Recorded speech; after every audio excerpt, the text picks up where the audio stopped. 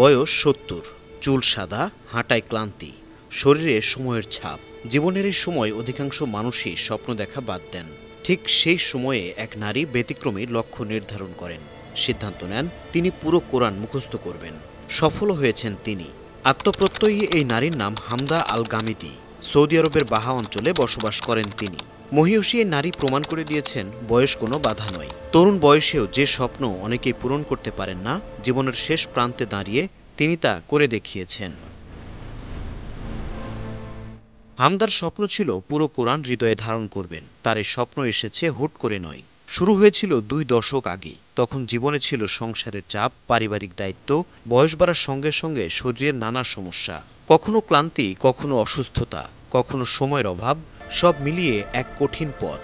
এসব সমস্যা দমিয়ে রাখতে পারেনি তাকে।